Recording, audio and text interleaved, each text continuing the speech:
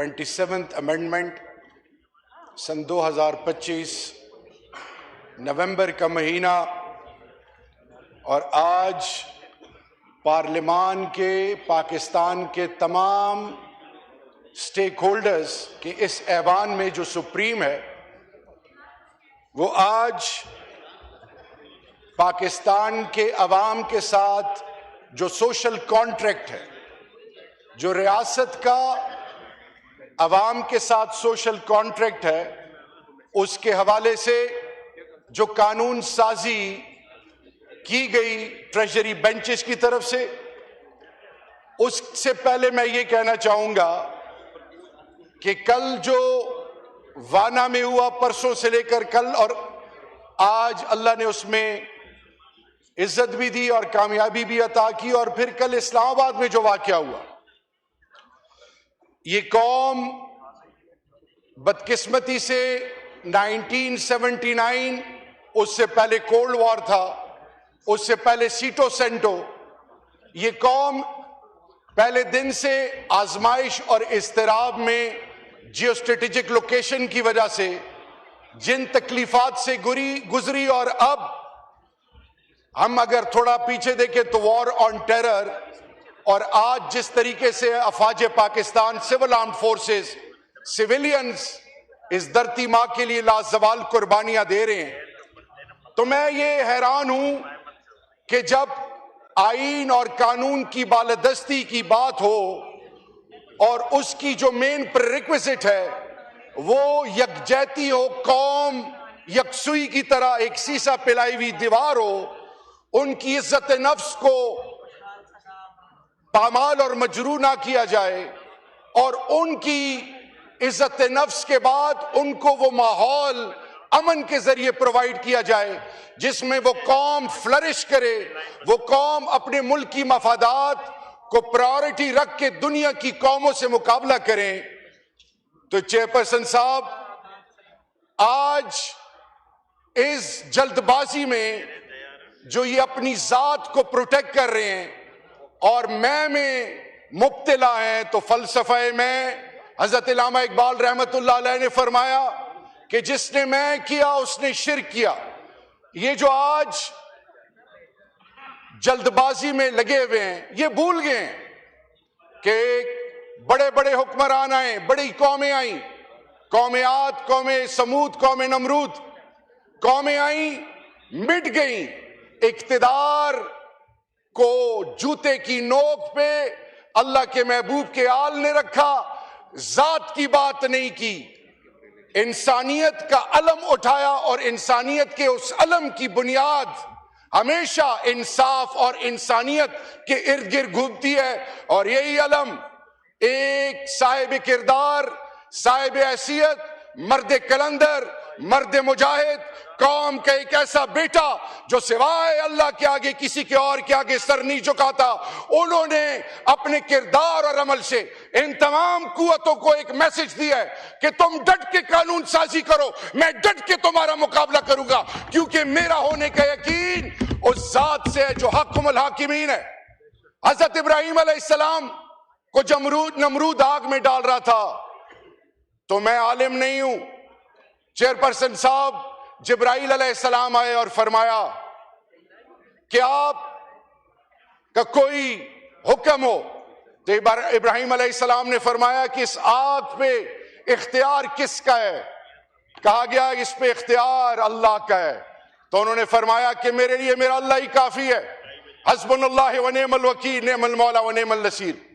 آج national security, آج قومی یکجہتی، آج عوام پاکستان کے وہ مسائل جو 30 لاکھ سے زیادہ لوگ پڑھے لکھے کاروباری باشعور اس ملک سے جا چکے ہیں، آج جس یونیورسٹی، جس کالج، جس اسکول میں چلے جائیں، اس ملک کے بچے مایوس ہیں، یوتھ ڈسٹریکٹڈ ہے، ڈسلوشنڈ ہے۔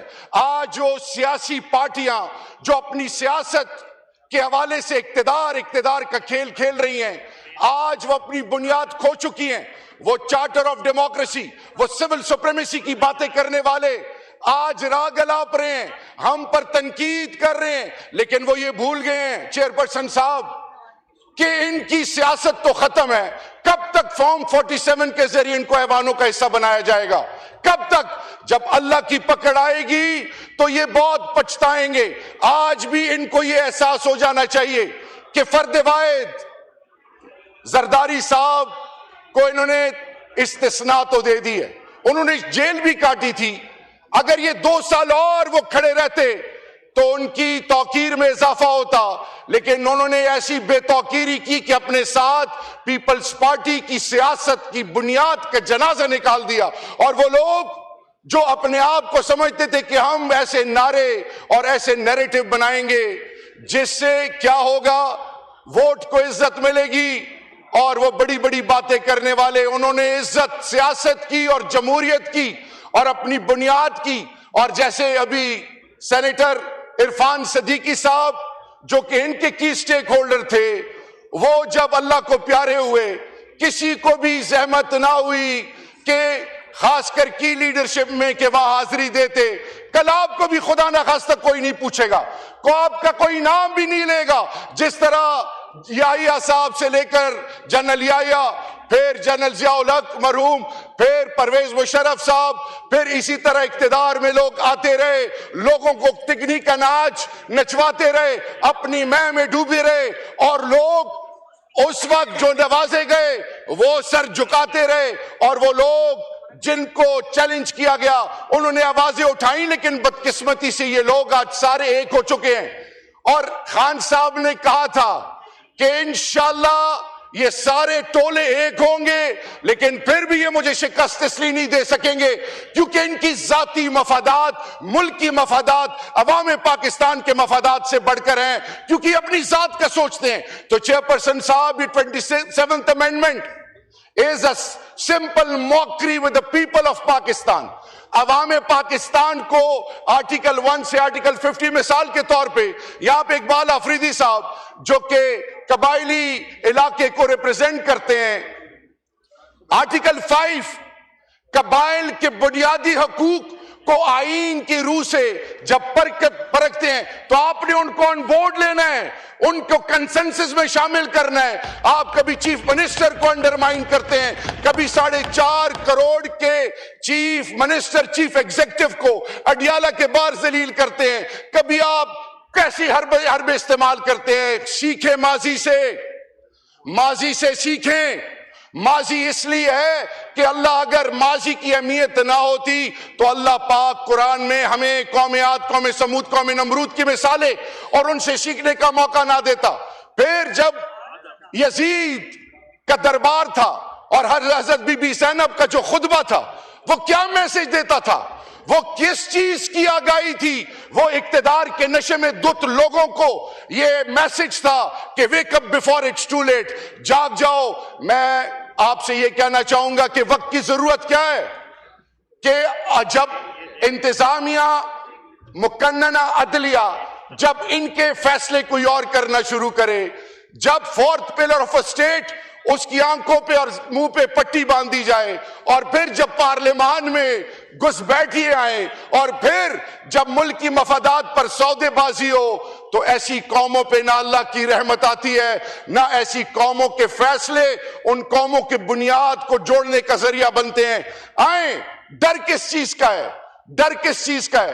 آئیں عوام کے سامنے جاتے ہیں۔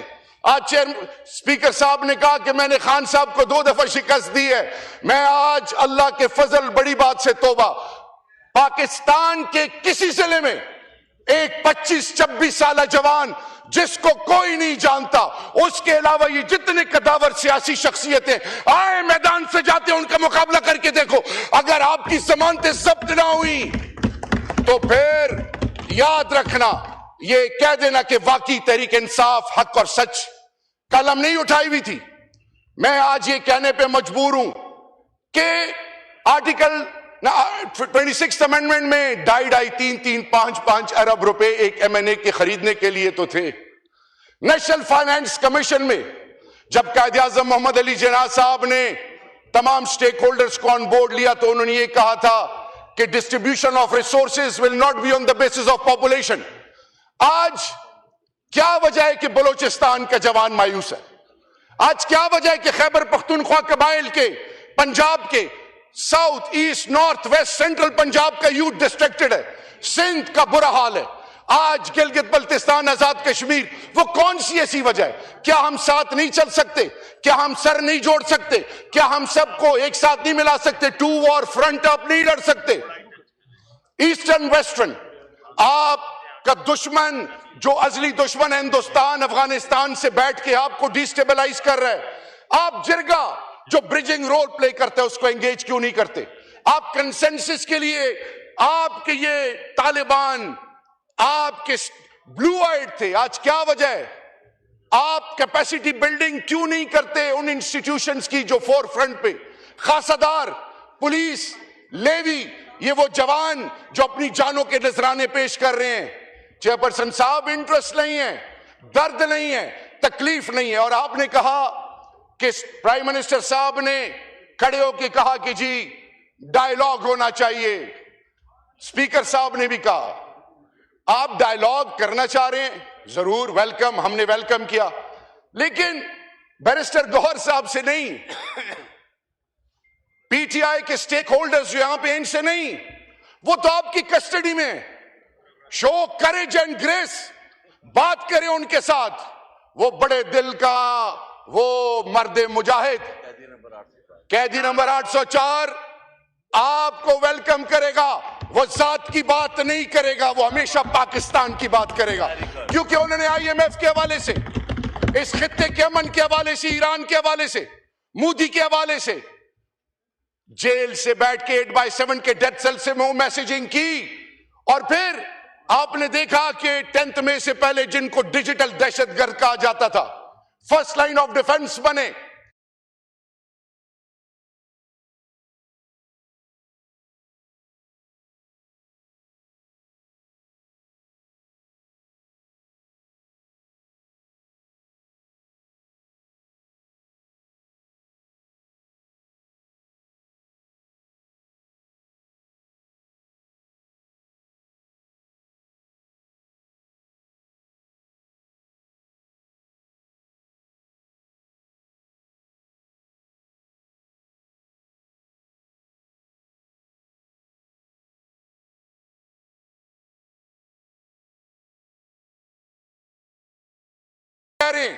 कि आज लोया जर गए पेशावर में। आज चाहिए कि पाकिस्तान के तमाम स्टेक होल्डर्स प्रायोरिटी नंबर 1 बनाकर पेशावर जाएं, उसका हिस्सा बने। नंबर 2, ऑन प्रायोरिटी बेसिस तमाम स्टेक होल्डर्स को, बलोचिस्तान के वो तमाम लोग जो नाराज हैं, जनरल जंजुआ से सीखें, उन्होंने पहाड़ों में बैठने वालों को एंगेज किया, वो आए मेन स्ट्रीम में और पाकिस्तान का हिस्सा बने। वो आप बातचीत तो करें। आप कब तक डराएंगे? कब तक रोकने की कोशिश करेंगे? कब तक कहेंगे कि मैं डरा के इसको खत्म कर दूंगा? कोई मेरे चेयरपर्सन साहब, खौफ के बुत खत्म तब होते हैं जब आप कहते हैं ला इलाहा इल्लल्लाह, कि नहीं है कोई माबूद सिवाय अल्लाह के। चेयरपर्सन साहब, 27th amendment is a scar on the face of democracy. 27th amendment will humiliate us globally at all levels. ये जो हकूकुल अल्लाह और हकूकुल इबाद का कॉन्सेप्ट है, खुदा न खास्ता आपने उसको चैलेंज नहीं किया। जब अल्लाह कहता है कि तुम हकूकुल अल्लाह में कोई खुदाई करो तो मैं रहम राहिमीन हूं, माफ कर दूंगा। हकूकुल इबाद में जब तक वो शख्स, आप इस्तिस्ना देने वाले कौन है? खुलफाए राशिदीन, असहाबाए कराम, अंबियाए कराम तो मासूमीन थे। जब खुलफाए राशिदीन, असहाबाए कराम कानून से बालतर नहीं, जब आले बैत कानून से बालतर नहीं, आप कैसे समझ सकते हैं?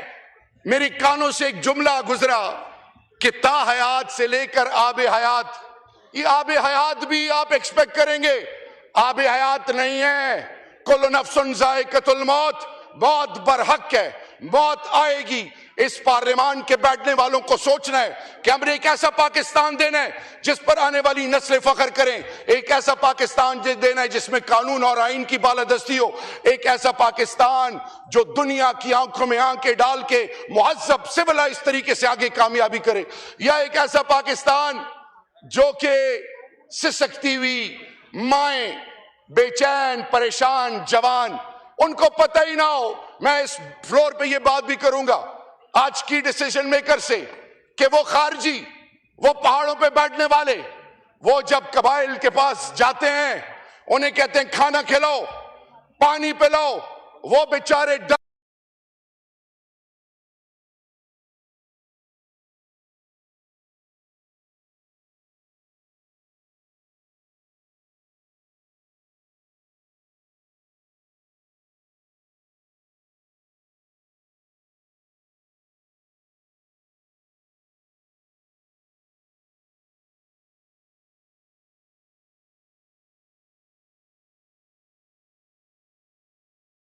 برجنگ رولز پلے کریں.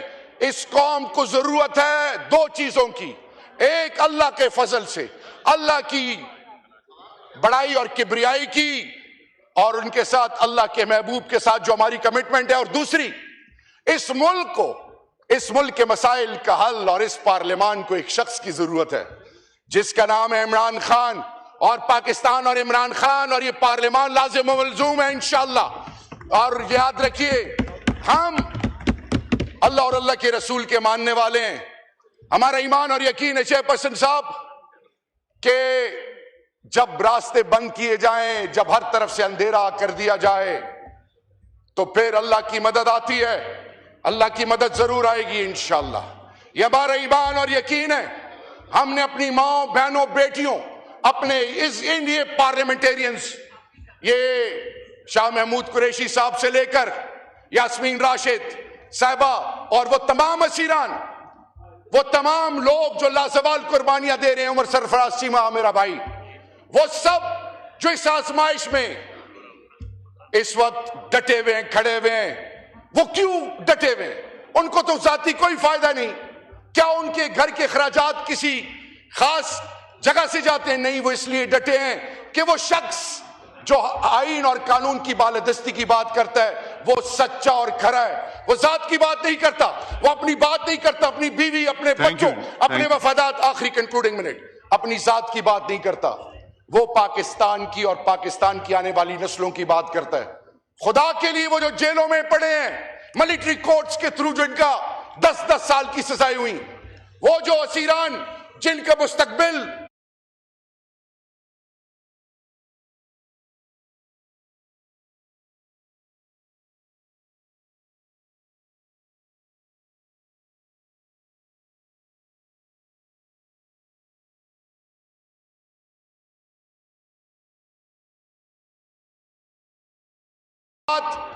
اور ظلم کبھی نہیں چھپتا. خدا کے لیے آئیں، ایک ہو جائیں، آئیں برجنگ رول پلے کریں، آئیں ایسی قانون سازی کریں جس سے عام پاکستانی کی عزت نفس مجروح نہ ہو، جس سے پاکستان کے مفادات کی تکمیل ہو، جس سے ایک ایسی سوچ ڈیولپ ہو کہ دنیا آپ کی پھر بے توقیری نہ کریں. Wake up before it's too late. They say let's hear the bell is ringing, calling us to the bright future. Thank you. Let's join and unite together and prove it to our coming generations, to ourselves and to the entire global community that Pakistan believes in democracy, in rule of law, in the constitution which is called in global forums as a Bible. وقت کی ضرورت ہے. اللہ اس ملک کو قائم دائم رکھے. انشاءاللہ مایوسی ختم. عمران خان آئے گا رب ذوالجلال کے فضل سے. پاکستان عمران خان زندہ باد، پائندہ باد.